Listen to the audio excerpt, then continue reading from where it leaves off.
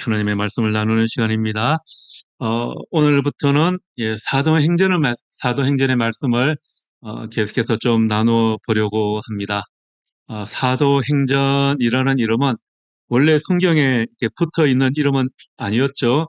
그런데 시대가 지나면서 초대교회가 후대에 그렇게 붙인 이름입니다. 사도행전의 뜻은 사도들의 행적, 사도들이 행한 일, 이런 의미가 있습니다. 그런데 여러분들도 잘 아시겠지만 사도행전을 읽어가시다 보면 사도행전에는 모든 사도들의 이야기가 다 들어가 있지 않습니다. 1장에서 12장까지는 주로 베드로의 이야기가, 그리고 13장에서 마지막 28장까지는 주로 바울 사도의 이야기가 나와 있습니다. 그리고 다른 사도들의 행적은 거의 나오지 않아요.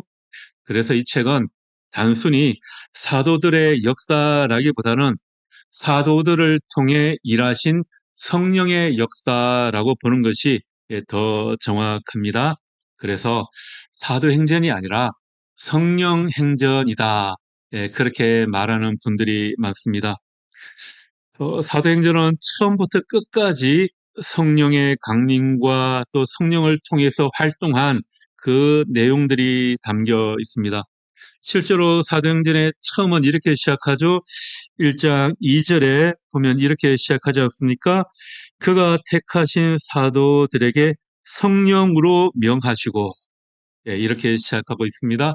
예수님께서 직접 선택하신 사도들을 통해서 그들이 성령을 힘입어 해야 할 일들을 명령하신 그런 내용이다라는 거죠. 예수님께서 부활 승천하신 이후에 성령을 통해 교회를 세우시고 또 복음을 전파해 나가는 그 사건이 사도행전입니다. 그런 의미에서 보자면 교회 행전, 이렇게 말할 수도 있습니다. 사도행전의 핵심 주제는 바로 예수님께서 직접 말씀하신 이 구절에 담겨 있죠. 1장 8절 말씀에 오직 성령이 너희에게 임하시면 너희가 권능을 받고 예루살렘과 온 유대와 사마리아와 땅끝까지 이르러 내 증인이 되리라. 이 말씀은 사도행전 전체를 요약하는 말씀입니다.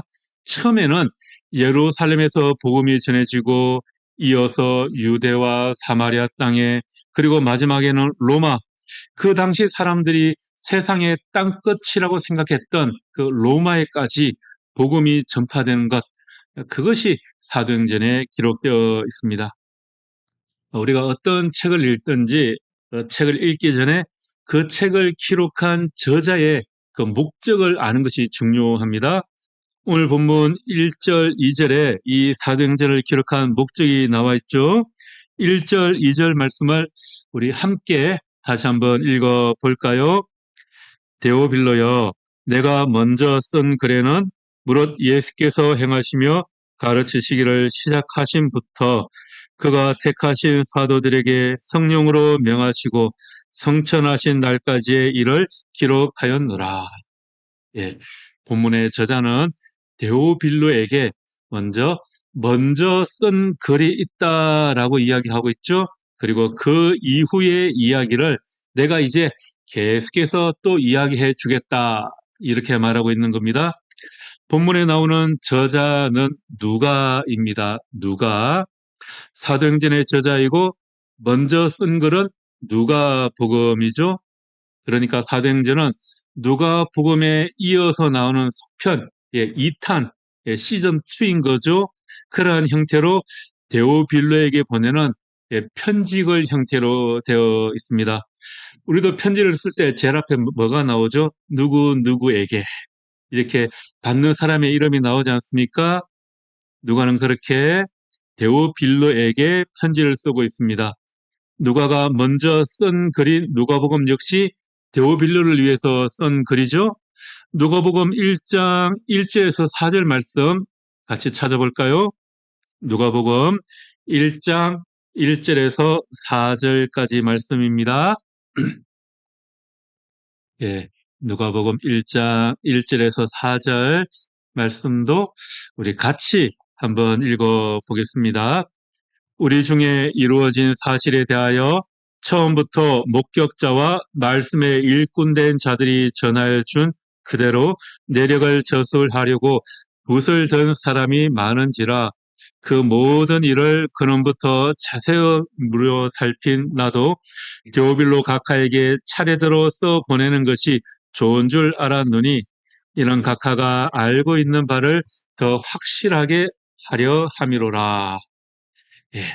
누가복음을 통해서 예수님의 생애와 고난 그리고 부활과 승천을 상세하게 데오빌로에게 가르쳐 주었던 누가는 이제 데오빌로에게 구원받은 자들의 삶을 어떻게 살아야 하는지 그것을 상세하게 기록하고자 알려주고자 사도행전을 기록하였다라는 겁니다.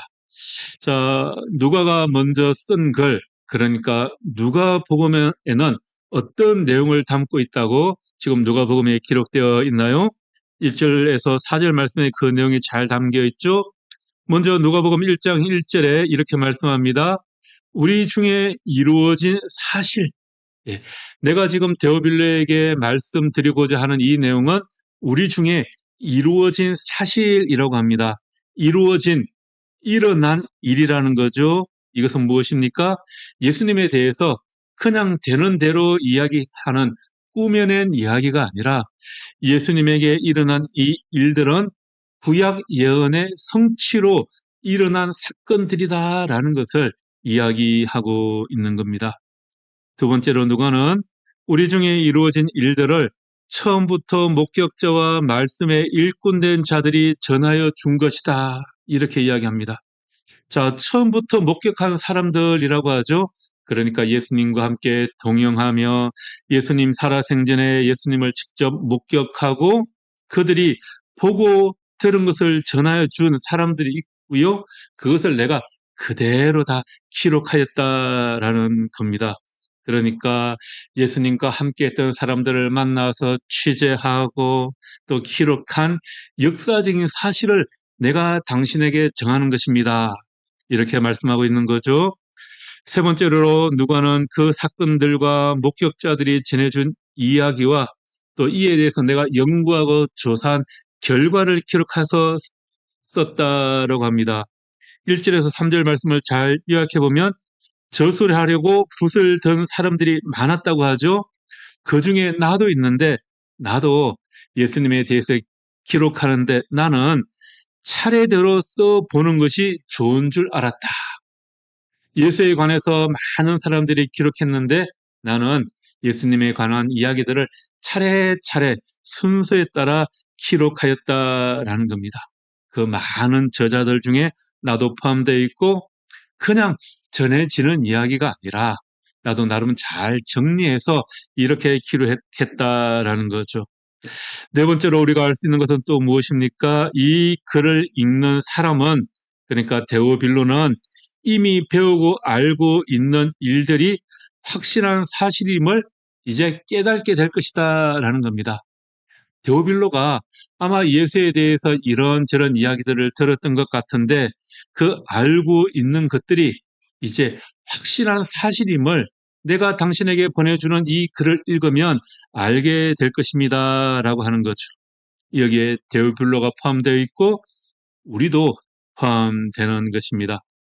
이렇게 먼저 쓴 글, 기록된 글은 우리 신앙의 믿음과 확신의 근거가 되는 것입니다. 종교개혁자 루터는 이 하나님의 말씀이 신자를 넘어지지 않게 붙들어주는 확실성의 토대가 된다. 이렇게 말하고 있습니다. 누가가 데오빌로에게 바랐던 것이 바로 이것이죠.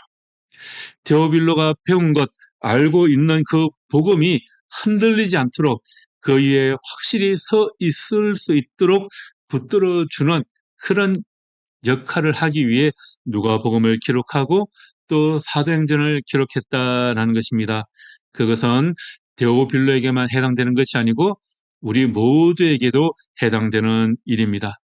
자, 그렇다면 누가는 왜 데오빌로를 위해서 이렇게 정성 들여서 누가복음을 또 사도행전을 기록했을까? 그런 생각이 들죠. 도대체 데오빌로가 어떤 사람이었을까 하는 생각이 듭니다. 누가복음 1장 3절에서는 데오빌로를 각하라고 부르고 있습니다. 여기에서 이 각하라는 것은 성경에 보면 로마 총독 벨리스와 유대왕 아그리파 2세 그리고 데오빌로 이 세 명에게만 각하라는 호칭을 신약성경에서는 붙이고 있어요. 이 헬라어로 각하라는 말, 크라티스테라는 단어인데요. 이 말은 가장 존귀한, 가장 뛰어난, 가장 위대한 이런 의미가 담겨 있습니다. 신약성경에서 이 표현은 주로 상당한 직책이 있는 사람, 사회적으로 권위 있는 사람에게 각하라는 그런 말을 붙였습니다. 그러니까 이 데오빌로 또한 그 당시 사회에서 굉장히 높은 사회적인 직책을 가진 사람이라고 생각할 수 있습니다. 그런데 더욱이 중요한 것은 무엇이냐? 데오빌로는 유대인이 아닌 외국인, 그러니까 유대인의 입장에서 보면 이방인이었던 거죠. 유대인들은 이방인들을 얼마나 천시했습니까? 게다가 데오빌로 각하라고 불릴 정도라면 당시 로마의 식민 지배를 받고 있는 유대인들을 다스리는 그 로마의 고급 관료였을 겁니다. 그럼에도 불구하고 누가는 데오빌로에게 이 누가복음과 사도행전을 써 보낼 정도로 특별한 애정을 가지고 있습니다. 또 데오빌로에 대해서 한 가지 더 생각해 볼 수 있는 것은 이 이름이 그리스어로 이제 분석을 해보면 하나님을 뜻하는 데오스와 사랑하는 또 친구를 의미하는 필로스의 합성어입니다. 그러니까 데오빌로라는 이름을 풀이하자면 하나님을 사랑하는 자 또는 하나님의 친구 이런 의미가 됩니다. 바로 이것이 누가가 데오빌로에게 그렇게 애정을 가진 이유였을 겁니다. 그러니까 데오빌로에 대해서 우리가 두 가지로 생각해 볼 수가 있습니다. 데오빌로는 실존 인물이었다라고 생각해 볼 수도 있고요. 동시에 하나님을 사랑하는 모든 사람들을 대표하는 그런 이름처럼 우리가 읽을 수도 있습니다. 이 책은 누가가 데오빌로라는 한 사람을 위해 기록했지만 하나님을 사랑하는 모든 성도들에게 주어지는 복음의 역사가 되는 것입니다. 이것은 복음이 어느 한 사람이 아니라 가난한 사람, 이방인, 지식인, 권력자 모든 계층을 향한다. 그런 의미도 되겠습니다. 그러니까 이 자리에 앉아 있는 우리 모두를 위한 책이다라는 것이죠. 주님은 하나님을 사랑하는 모든 사람에게 동일하게 말씀하시는 겁니다. 오직 성령이 너희에게 임하시면 너희가 권능을 받고 예루살렘과 온 유다와 사마리아와 땅끝까지 이르러 내 증인이 되리라. 이 말씀은 하나님을 사랑하는 모든 사람에게 주시는 사명입니다. 주님의 복음은 우리 마음속에만 머물러 있지 않고 흘러가야 하는 것이죠. 예루살렘에서 시작해서 유대와 사마리아로 그리고 땅끝까지 나아가는 것이 주님의 계획입니다. 또 한편으로 이 말씀은 우리가 복음을 전해야 할 대상이 누구인가 이것을 보여주죠. 복음은 단순히 가난한 자, 힘없는 자에게만 해당되는 것이 아니라 데오빌로처럼 사회적인 지위가 있고 배움이 있는 자들에게도 전해져야 합니다. 복음은 모든 계층, 모든 나라, 모든 사람들에게 필요한 하나님의 구원 소식이기 때문입니다. 우리도 마찬가지입니다. 우리가 알고 있는 이 복음의 진리를 예수 그리스도의 사랑을 이 시대의 데오빌로에게 전해야 합니다. 누가는 데오빌로가 하나님에 대해서 일반적인 사실은 알고 있는 그 지식을 이제 본질적으로 더 확실하게 가르쳐 주고자 이 글을 쓰고 있다고 합니다. 우리 주변에도 그런 사람들이 있지 않나요? 나는 하나님에 대해서 잘 안다고 하는 사람들 중에 신앙생활 제대로 안 하는 사람들 상당히 많죠. 어쩌면 그런 사람들이 우리의 데오빌로가 될 수도 있겠습니다. 그 사람들이 복음의 본질을 확실히 알고 흔들리지 않도록 우리가 그들에게 하나님의 말씀을 제대로 전해야 한다라는 겁니다. 누가복음과 사도행전은 누가가 데오빌로에 대한 이러한 애정을 가지고 쓴 글입니다. 적어도 누가가 이 글을 쓰는 그 순간만큼은 아마도 데오빌로 한 사람을 위해서 이 글을 기록하였을 겁니다. 그러나 그 글이 성경으로 남아서 오늘 우리에게까지 전파되었고 또 얼마나 많은 사람들이 읽고 얼마나 많은 사람들을 주님께로 인도하고 있습니까? 이 글을 통해 사람들의 삶이 새로워지고 하나님이 사랑하는 자, 하나님의 친구로 거듭나는 그런 놀라운 역사가 일어나게 되는 것입니다. 자, 이렇게 누가가 데오빌로에게 먼저 쓴 글, 누가복음은 예수께서 행하시며 가르치시기를 시작하신부터 그가 택하신 사도들에게 명하시고 성천하신 날까지의 일을 기록한 것이었습니다. 이제 예수께서 성천하신 이후에 일어난 일들을 기록하는데 이것이 바로 사도행전이 되는 것이죠. 자, 우리도 누가가 데오빌로에게 먼저 쓴 글을 다 읽었고요. 또 누가가 기록한 예수 그리스도에 대해서 알고 있습니다. 누가는 데오빌로에게 계속하여 사도행전을 기록해 보냅니다. 예수께서 성천하시고 오순절 성령이 임하시면 믿는 자들이 해야 할 일이 있기 때문입니다. 그 행할 일이 1장 8절에 나와 있는 말씀이죠. 우리 1장 8절 말씀을 다시 한번 같이 읽어보겠습니다. 오직 성령이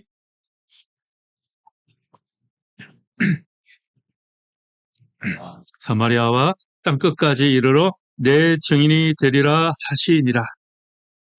자, 그런데 그 당시 예루살렘 안에 있던 제자들은 그때까지 이 사실을 제대로 깨달지를 못했습니다. 부활하신 주님께서 다시 제자들에게 나타나 성령으로 세례를 주시겠다라고 말씀하시자 제자들이 어떻게 하나요? 5절에 보면 성령으로 세례를 받으리라 하셨느니라 이렇게 말하죠. 그래 6절에 제자들이 무엇이라고 말합니까? 주께서 이스라엘 나라를 회복하심이 이때니까.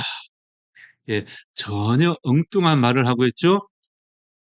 이스라엘 백성들 사이에서는 때가 되면 이스라엘이 다시금 다윗 왕의 그 놀라운 영토를 회복하게 될 것이다 라는 그런 믿음이 있었습니다.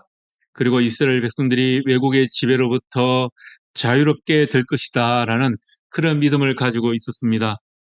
구약 성경에서 성령이 부어지는 그 사건은요, 모두가 다 이스라엘이 회복되는 그런 맥락에서 나옵니다.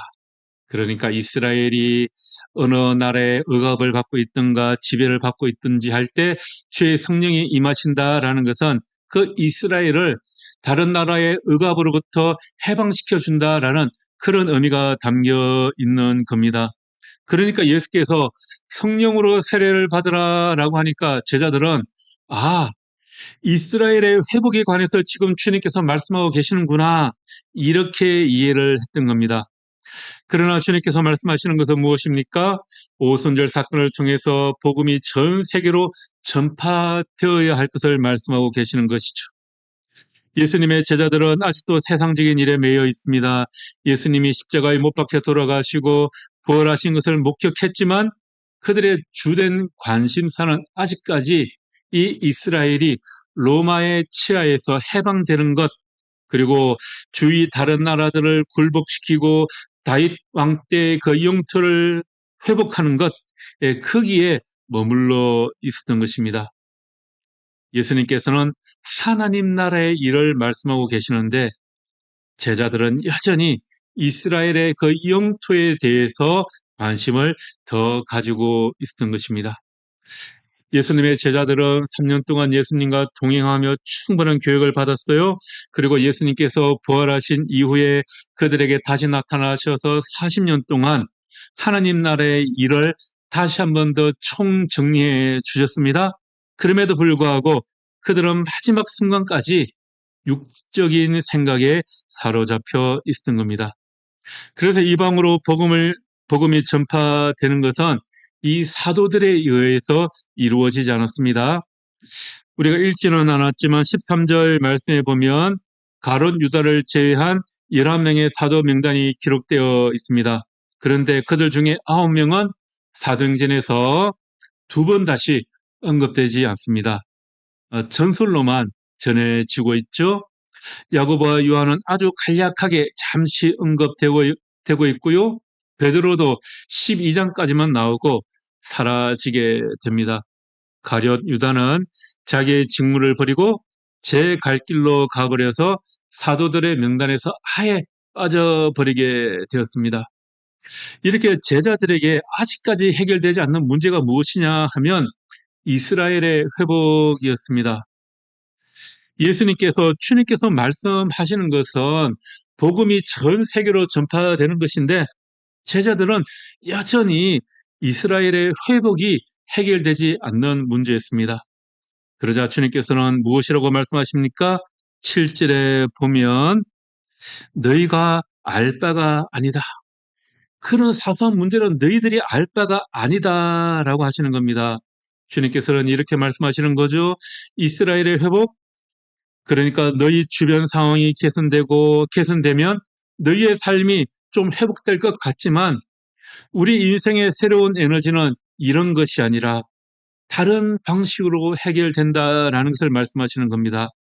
바로 주님께서 성령을 보내주시는 새로운 방식으로 우리의 상황을 해결해 주십니다.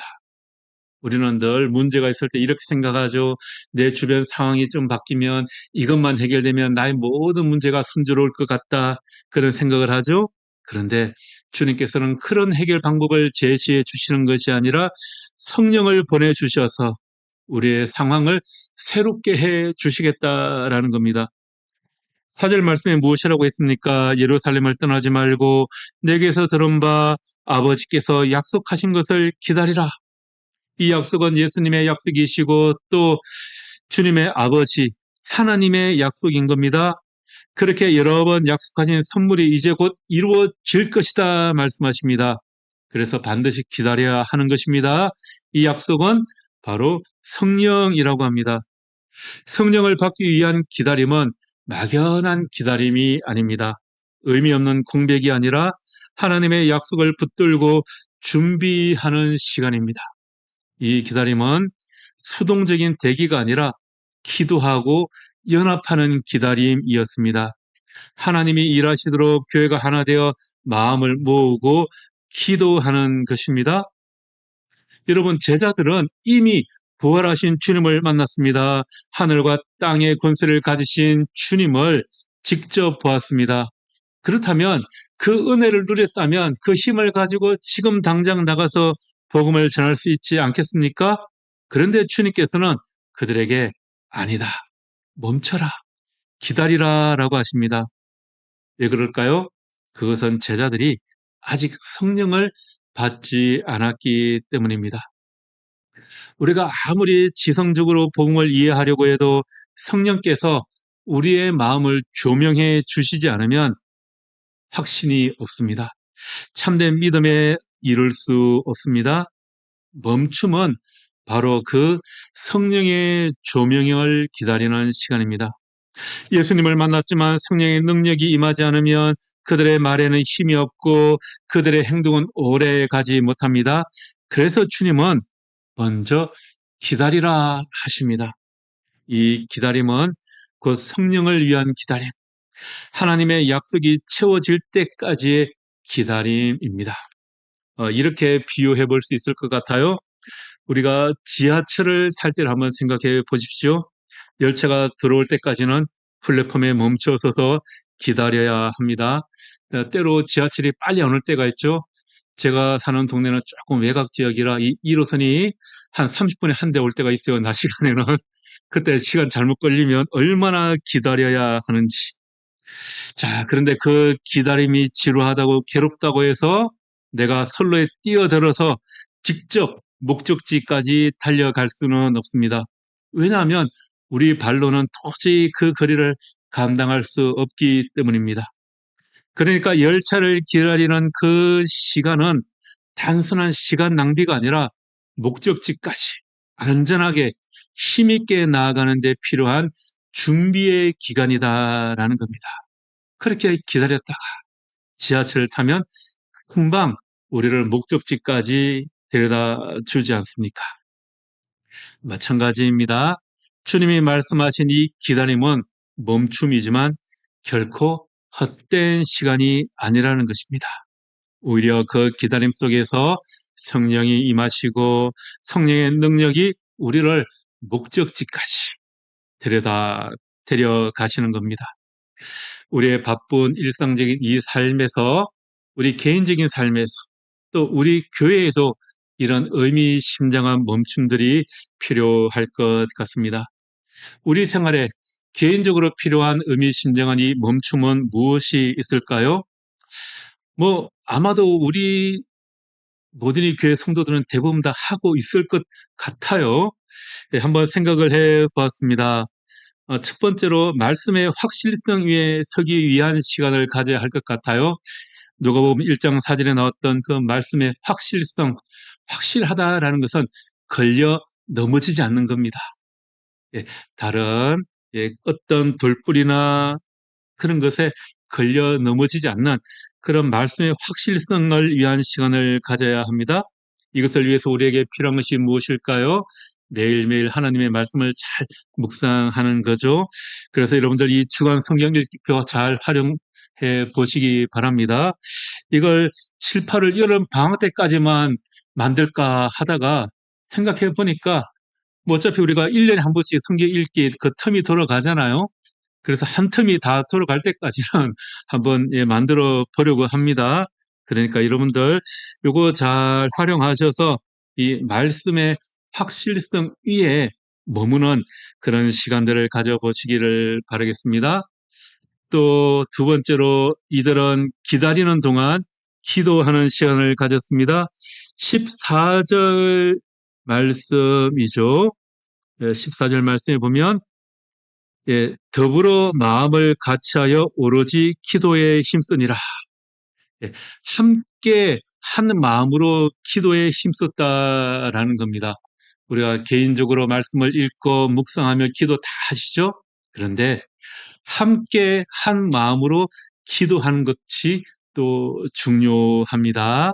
여러분들 교회, 가정, 직장에 있는 여러분들의 데오빌로를 위하여 기도하는 시간을 가지시고요. 또 우리가 함께 모여서도 기도할 수 있기를 바랍니다. 그래서 우리가 수요 성경 공부 시간에 낮에 공부하다가 마지막 주간에는 저녁에 모여서 함께 기도하는 시간을 가졌었는데 잘 안 되는 것 같아요.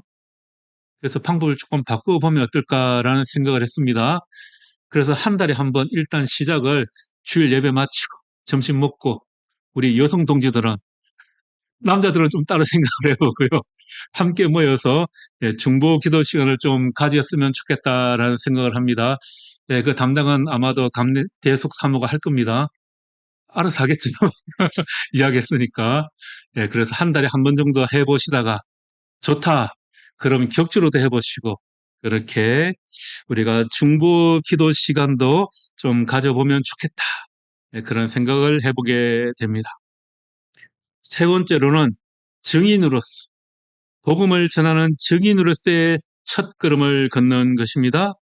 누가가 데오빌로에게 확실한 하나님의 말씀을 알려주기 위해서 누가복음을 기록하였고 사도행전을 기록하였던 것처럼 하나님에 관한 지식을 확실하게 해줘야 될 사람들이 우리 주변에 있지 않습니까? 우리도 그들에게 누가처럼 가끔 문자 메시지도 보내고 권면도 하고 그들의 믿음이, 하나님을 아는 지식이 온전히 설 수 있도록, 돌뿌리에 걸려 넘어지지 않도록 우리가 그들을 위해서 권면을 해 보는 겁니다.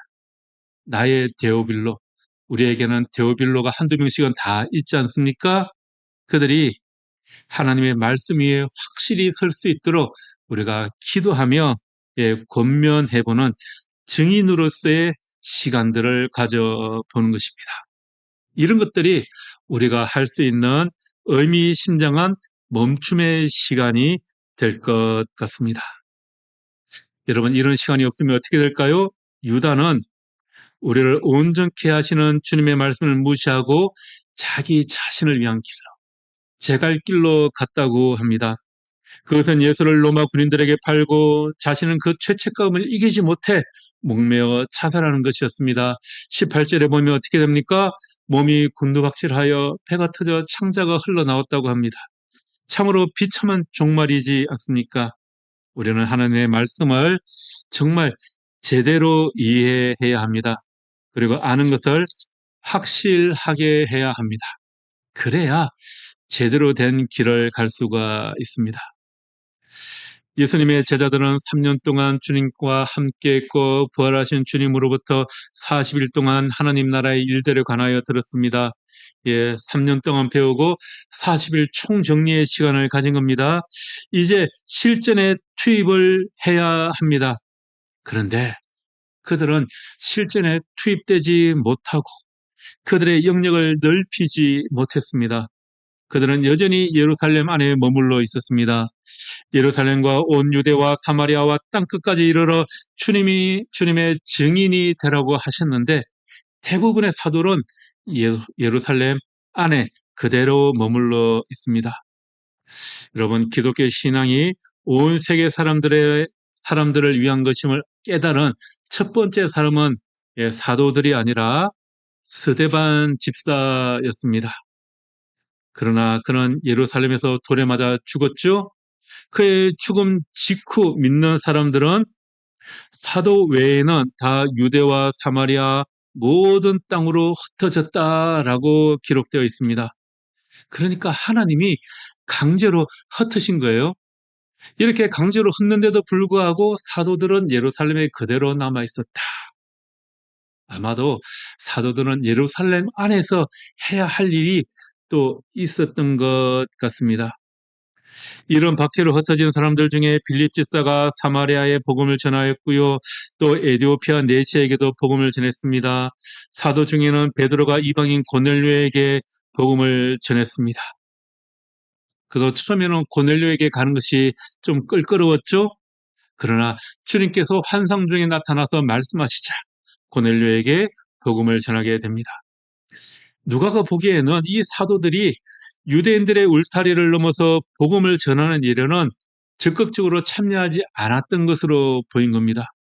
그래서 사도행전에는 다른 사도들에 대해서 쓸 말이 없었던 거죠. 물론 예수님의 제자들은 예루살렘 교회 안에서 그들의 역할을 감당했을 것이고요. 복음을 전하고 가르치는 일을 또 충실히 했습니다. 전설에 따르면 주님의 복음을 전하다가 다른 이방 지역에 가서 순교했다라는 그런 사도들의 이야기가 나오고 있죠. 반면에 바울은 그에게 주어진 그 시간을 일순간도 허비하지 않고 오직 주의 복음을 전파하기 위해 이방 땅으로 나가고 또 이방 땅을 향했습니다. 그래서 사도행전 13장 이후로 28장까지 바울이 전한 복음의 이야기가 가득 차 있는 겁니다. 어느 교회 목사님이 이런 말씀을 하셨다고 해요. 교인들 중에 보면 교회에 저 사람이 우리 교회에 나오는가 안 나오는가 집사인가 아닌가 그런 사람들이 꽤 있습니다. 그런 분들의 장례식에 가면 도대체 그 사람에 대해서 할 말이 없다는 겁니다. 그래서 그 목사님께서 교인들에게 하루는 이런 말을 하셨다고 그래요. 여러분의 장례식에 가서 설교할 말이 있도록 좀 사십시오. 주님을 위해서 몸을 움직여 직장에서 전도를 한다든지 영적인 스토리가 있어야 목회자가 당신 장례식에 가서 좀 할 말이 있지 않겠습니까? 하늘나라에 가서도 할 말이 있지 않겠습니까? 교회에 나오기는 하는데 할 말이 없는 사람이 되면 어떻게 되겠습니까? 이런 말씀을 하셨다고 그래요. 우리도 기록할 말이 있는 그런 신앙인이 되었으면 좋겠습니다. 누가는 데오빌로에게 예수 그리스도에 대한 글을 썼습니다. 이제 우리는 우리 몸으로 예수 그리스도에 대한 글을 써 나가야 합니다. 사도행전이 바로 그들의 몸으로 예수 그리스도에 대해 쓴 흔적들입니다. 그곳에 우리 이름도 기록될 만한 그런 사건이 있는 신앙인이 되었으면 좋겠습니다. 주님께서 우리에게 주신 시간을 허비하지 않고 그 일에 최선을 다하는 신앙인이 되었으면 좋겠습니다. 그래서 사도행전은 28장으로 끝나지 않습니다.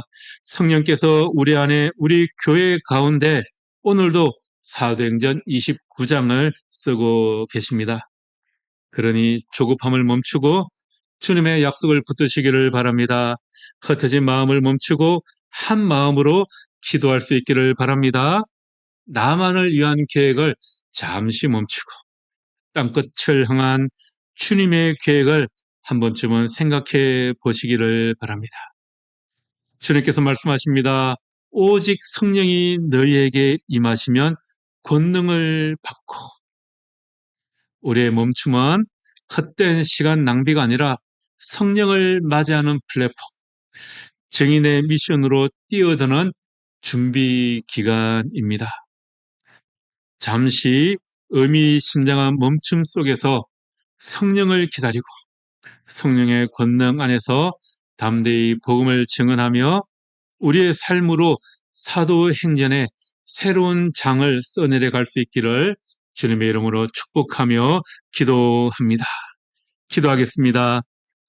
사랑과 은혜의 하나님, 누가가 데오빌레에게 확실한 믿음을 전했던 것처럼 우리도 흔들리지 않는 확신 위에 서기를 원합니다. 주님께서 제자들에게 명하신 멈춤의 시간을 기억합니다. 우리의 분주한 삶 속에서 성령을 기다리는 멈춤의 시간이 있게 하시고 말씀과 기도의 자리를 지키게 하옵소서. 성령의 권능으로 우리를 새롭게 하시고 가정과 일터와 교회와 세상에서 예수 그리스도의 증인으로 살아가게 하옵소서. 우리의 삶이 사도행전 29장이 되기를 원합니다. 예수님 이름으로 기도합니다. 아멘.